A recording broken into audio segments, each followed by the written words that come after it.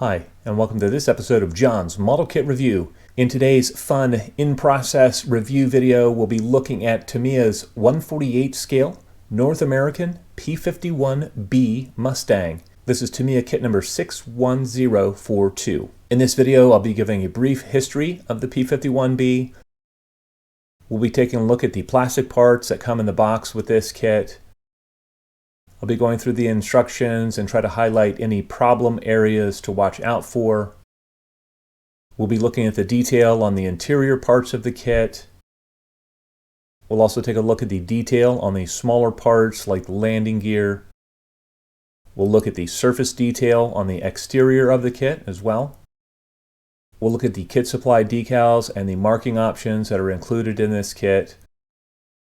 We'll take a look at the clear parts and talk about the fit and clarity of those. I'll also talk about any aftermarket parts I plan to use in this build. Many consider the North American P-51 to be a war-winning aircraft. It's one of the few fighter aircraft of the conflict that combined excellent performance with incredible range. The P-51 was used as a fighter bomber, and an escort fighter during the conflict. The early P-51s were powered by an Allison V12 engine, and that engine gave great performance below about 15,000 feet, but above that, the performance really suffered. Because of this, the P-51 really didn't come into its own until the Merlin engine was fitted, and the Merlin engine had a dual-stage supercharger that allowed it to fly at much higher altitudes and have excellent performance throughout the altitude range. Armament on the P-51B consisted of 4 50 caliber machine guns in the wings, and it was also capable of carrying underwing ordnance. Looking at the instructions, in step 1 we are building up the cockpit interior. We're also detailing out the instrument panel and painting the pilot figure. Looking at the parts themselves, this kit isn't super parts heavy, but what is there has adequate detail. I plan on adding some Eduard pre-painted photo etch seatbelts to the pilot seat to enhance the cockpit detail. The instrument panel itself looks nice. It has sufficiently raised detail that should really aid in the detail painting. The pilot figure itself looks to be fairly crisply molded as well, but I'll probably save this to put in a kit with a little bit less detailed interior. In step 2, we're closing up the fuselage halves around the interior. Fitting the fuselage halves together, it looks like we'll be able to get an excellent fit on the upper seam. The lower seam looks pretty good as well. The only challenge here is the seam on the interior of this duct, and it may require some putty here. In step number 3, we're adding the exhaust and the engine cover and the oil cooler opening. I don't anticipate any problems with this step.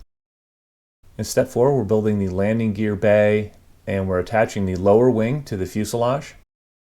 The detail on the wheel wells looks nice, although it's simplified compared to the real aircraft and some of the newer kits of the Mustang. In step 5, we're attaching the upper wings to the lower wings, and we're attaching the tail planes to the fuselage. In just setting things together, this looks like the fit is going to be just about perfect, and I really don't anticipate using much filler at all on this kit. The tail planes themselves look very nice. These are just set in place, but they are positively located and the fit is superb. In step 6, we're adding the flaps and the radiator inlet and outlet flaps. We're also adding the ordnance racks under the wings.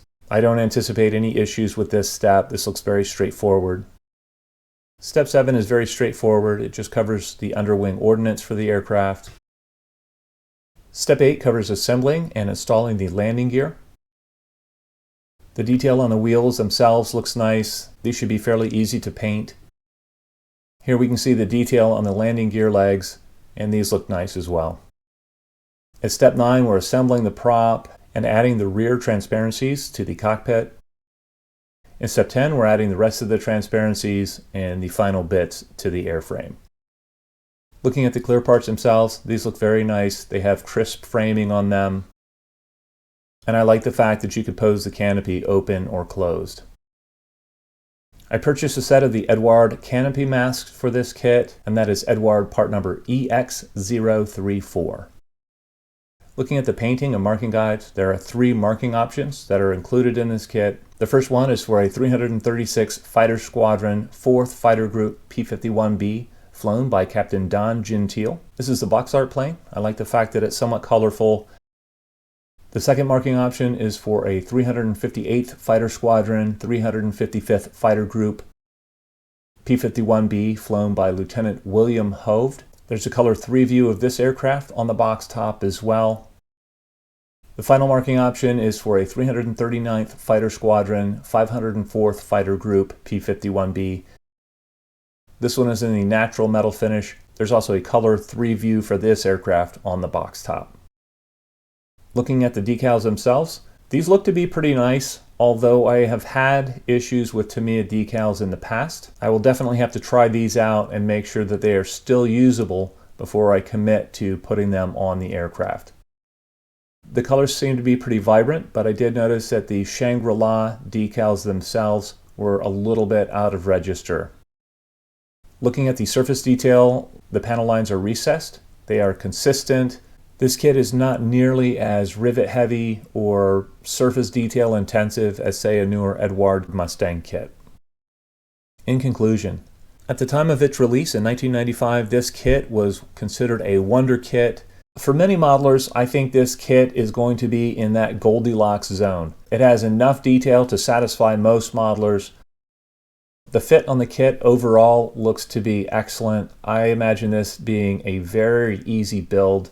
It has a relatively low parts count. It also has excellent engineering on the major parts of the kit, and there just aren't any real tricky spots that would throw a newer modeler for a loop. The instructions are clear. The decals look to be of decent quality. Although time will tell, I'd actually like to use those before giving them a full recommendation. The detail on the interior of the kit and on the smaller parts is certainly adequate for what's going to be able to be seen through the cockpit canopy, and I think most modelers will be able to achieve an excellent result with this kit. Well, I'd love to know what you guys think. If any of you have built Tamiya's 1/48 scale P-51B Mustang, please feel free to comment in the comment section below. As always, I hope you found this video entertaining and informative, and until next time, model on.